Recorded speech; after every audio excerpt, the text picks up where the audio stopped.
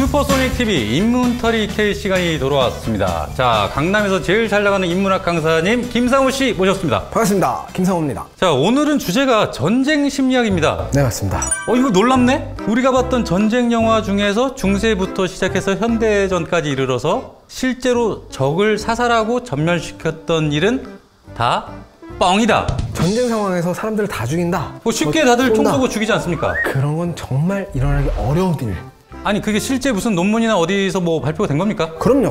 전쟁 심리학 관련된 온갖 논문들과 서적들을 제가 다 조사를 해왔습니다. 그러면은 피디님, 혹시 전쟁에서 군인들이 가장 두려워하는 것이 뭘 거라고 생각하세요? 내가 죽는 게 가장 두렵지 않습니까? 내가 죽을까봐. 예. 죽음이라는 건 맞는데 네. 내가 죽을까봐가 아니라 내가 적을 죽여야 한다는 것에 대해서 군인들은 많이 공포감을 느낍니다. 내가 죽을 게 걱정이 되는 게 아니고 적을 죽여야 한다는 것을 공포를 더 느낀다? 네, 맞습니다. 이거는 의외의... 네. 그래서 오늘은 여러분들이 그동안 전쟁 영화를 통해서 봤던 넓은 주제들이 아니라 네네.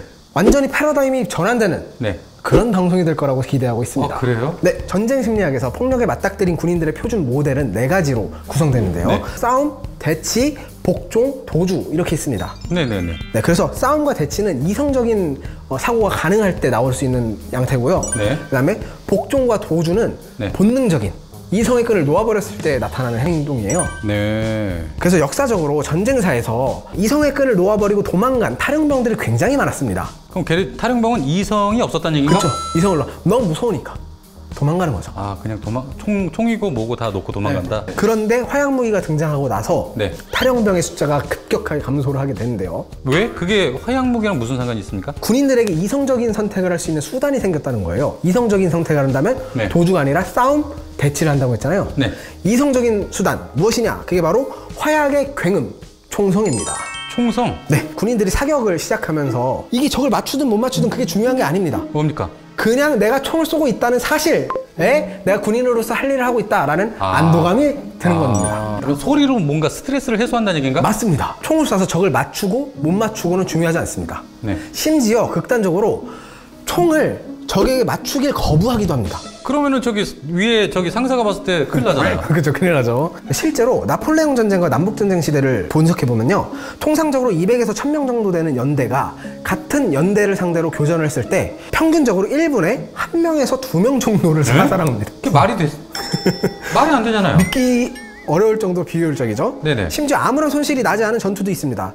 남북전쟁 때 1863년 빅스버그 전투에서 한 장교의 놀라운 증언이 있습니다. 1개 중대의 병사들이 채 15발자국도 떨어지지 않은 곳에 있는 같은 수의 병사들과 일제 사격을 주고받고도 15발자국이에요? 네. 단 한 명의 사상자가 생기지 않았다. 아니, 이거 코앞에 있는 거 아니에요? 네. 15발자국. 이거 뭐 이런 걸 이렇게 던져도 맞출 것 같은데 총을 가지고 한 명도 죽이지 못했다고요? 한 명도 안 죽었어요. 또한 1876년 로즈버드 전투에서 미군이 쏜 25,000발이 25,000발. 고작 99명을 사살합니다. 말이 됩니까? 이게 사실이에요. 그리고 1870년도 비상브루 전투에서 개활지를 가로지르는 독일군들 있잖아요. 네. 개활지예요. 뻥 뚫려 있어.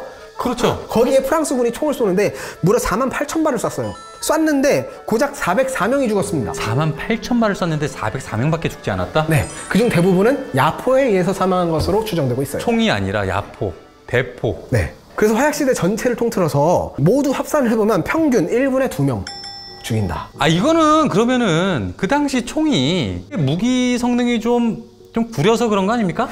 그렇게 볼 수도 있는데 당시에는 활강식 머스켓 속총을 사용했어요. 프로이센에서 실험한 바에 따르면 사거리별 적중률, 한 개 되대가 사거리별 적중률을 이제 실험을 했는데요. 200m 거리에서는 25% 정도가 맞았고 130m 거리에서는 40%, 70m 거리에서는 60%에 달합니다. 적중률이.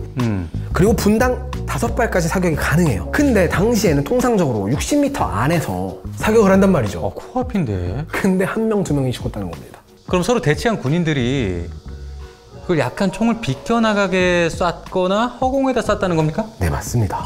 이게 현대 보병들은 각기 전투를 하잖아요. 네네. 근데 이 당시에는 일제 사격을 하는 전열 보병이었어요. 일제 사격 현장은 상관과 동료들이 옆에 있어요. 서로 감시를 하게 돼요. 이걸 심리학적 용어로 상호 감시 효과라고 하는데 이 상호 감시 효과를 뚫기 위해서 이 사람들이 최선에 대해서 노력하는 거예요. 적을 쏴 죽이지 않겠다. 앞서 말한 적을 죽이는 것에 대한 공포감이 나에게 있기 때문에. 장전을 하고 적군을 바로 표적을 삼아서 쏜 게 아니라 허공을 향해서 발사를 했다는 건 굉장히 이성적이라는 거 아닙니까? 그렇습니다. 본성적인 상황에서는 도망가요. 아까 말씀드린 표준 모델, 도망을 선택해요. 근데 이 사람들은 도망가지는 않았어.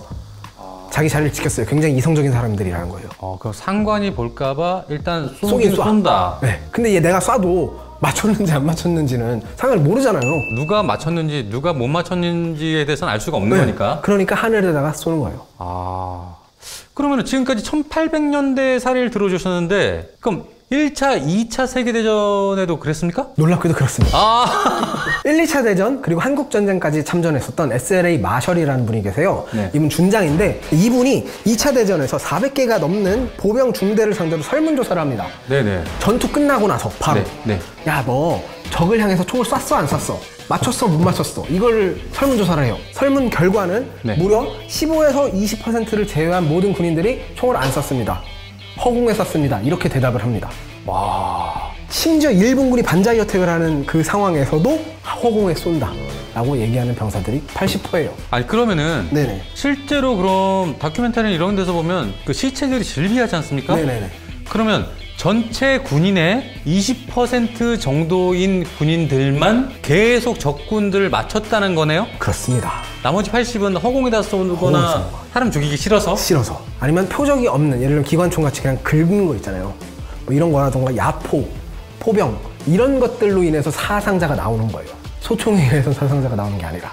아니 제가 자꾸 들어도 너무 황당한데 도대체 왜? 내가 죽이지 않으면 내가 죽지 않습니까? 그렇죠. 그게 참 이해가 안 가서 시작된 게 바로 전쟁 심리학이에요.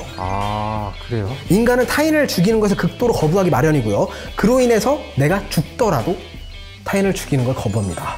최초의 정신분석학자인 지그문트 프로이드에 따르면요. 네. 인간에는 양심과 본성 그리고 자아가 있어요. 인간의 내면 세계에는. 네네네. 그래서 양심과 본성 사이에서 끊임없이 갈등을 하고 네. 이것을 자아가 컨트롤하고 중재를 하는데요. 우리가 일반적으로 도덕적인 문제들 있잖아요. 쓰레기를 함부로 버린다거나 네. 욕을 한다거나 네. 이런 경우에는 양심보다는 본성이 더 앞서요. 그래서 다들 좀 은근히 몰래 버리고 네, 그러구나. 그러잖아요. 네네. 근데 살인과 같은 거대한 일, 극단적인 경우? 그런 경우에는 우리의 양심이 격렬하게 저항하기 시작합니다. 그러니까 조국이 나한테 사람을 죽이는 게 정의라고 얘기하고 사람을 죽이라고 명령을 해도 양심이 그걸 극도로 격렬하게 저항하는 거죠. 그래서 허공에다 총을 쐈던 거야? 네. 저기 실제로 적을 표적 삼아서 죽였던 사람은 양심이 없다라는 겁니까? 그런 분들은 그건 굉장히 최근 논문들에서 나오는데요. 그런 분들이 어떤 분들이냐면 사이코패스.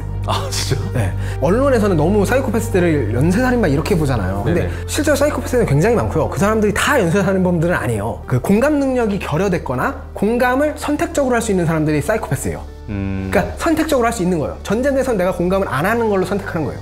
그러니까 그 사람들은 마음껏 죽일 수 있는 거죠. 그래서 인간사회에서 문명해서 사이코패스들이 자연 도태되는 게 아니라 계속 살아남고 지금까지 우리 사이에서 함께 살고 있는 이유가 이런 부분 때문이다 라고 하는 최근 연구들이 있어요. 무서운 세상입니다. 근데 그렇다고 그 사람들이 진짜로 그 사람 일상생활에서 막 누구 죽이고 그러진 않아요. 네. 이 사이코패스에 대한 그런 오해. 것은 아니다. 네. 어쨌든 허공에 총을 쏘는 것은 군인들이 자신의 양심에 거슬러 명령받은 것을 전쟁 속에서 의문시하면서 시작된 양심적 사유의 정점, 즉 고결한 행위인 거죠. 이거는 인간으로서는 굉장히 희망적이고 뭔가 좀 고결할 수 있을 문제라고도 하지만 네네. 이게 군대와 군대, 나라와 나라 사이에서는 결코 좋지 않은 결과 아닙니까? 않죠. 근데 이거를 네. 해결을 해야 되잖아요. 해결을 합니다. 이 문제를 해결한다고요? 네. 1, 2차 세계대전에 네. 적을 향해 총을 쏜 비율이 15에서 20%라고 했잖아요. 네. 근데 한국전쟁 당시에는 55%로 늘어납니다. 2배 이상이네요? 네. 그리고 베트남전에는 90%. 많이 늘어났죠. 아니 이게 뭐 때문입니까 도대체? 바로 전쟁 심리학에서 얘기하는 세 가지 기법을 적용한 훈련법 때문이에요. 훈련법으로 사살률을 높였다? 네, 맞습니다. 어떤 훈련입니까? 첫 번째로는 둔감화. 뭘 둔감화시킨다는 겁니까?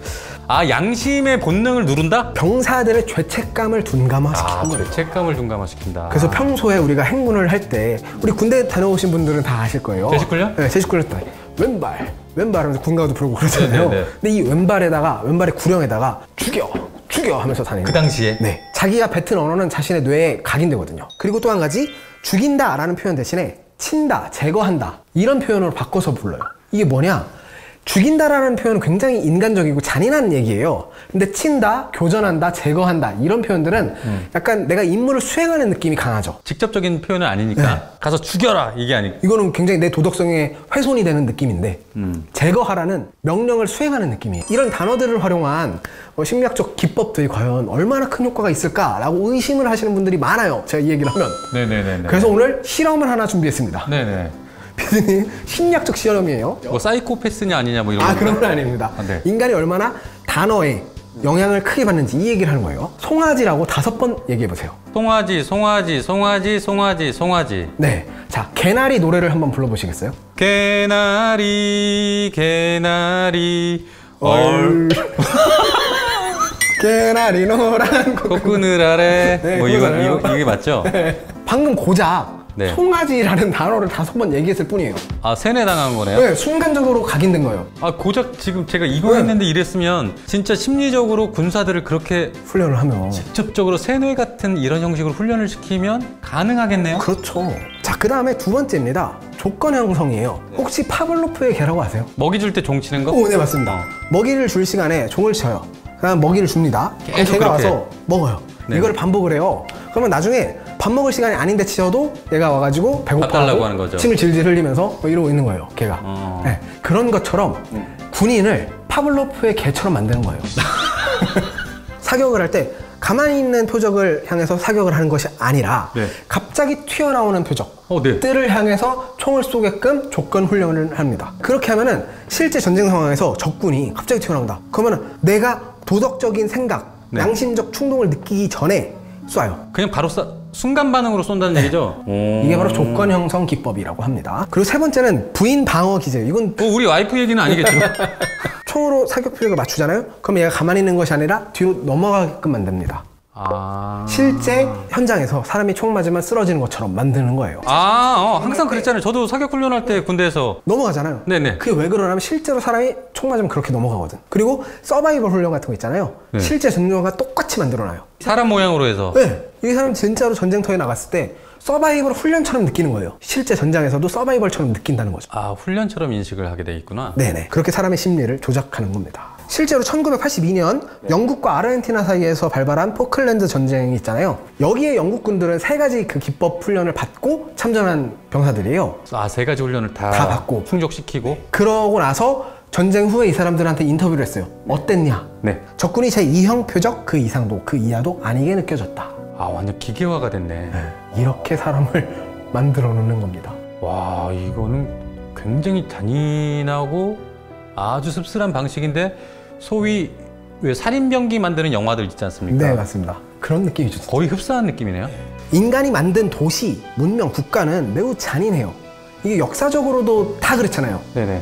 다른 나라를 병탄하고 사람들을 죽이고 빼앗고 이런 게 인간의 악한 모습이잖아요. 그래서 인간을 지구상에 있는 모든 동물 중에 가장 악한 동물이라고 얘기하기도 하는데 그러나 인간 개개인들은 네. 그 전쟁 상황이라는 끔찍한 그리고 스트레스도 엄청난 상황에서조차 적을 죽이는 악을 실현하지 않으려고 최선을 다해 개인이 노력했다. 그게 바로 인간 개인의 모습이다 라는 거를 오늘 얘기할 수 있을 것 같습니다. 자, 여기까지 제가 전쟁 심리학에 대해서 얘기를 잘 들어봤는데요. 와, 아직도 믿어지지가 않습니다. 네. 기분 별론데요? 그런 정신교육을 받으면은 나도 그렇게 변할 수 있다는 거 아닙니까? 그럼요.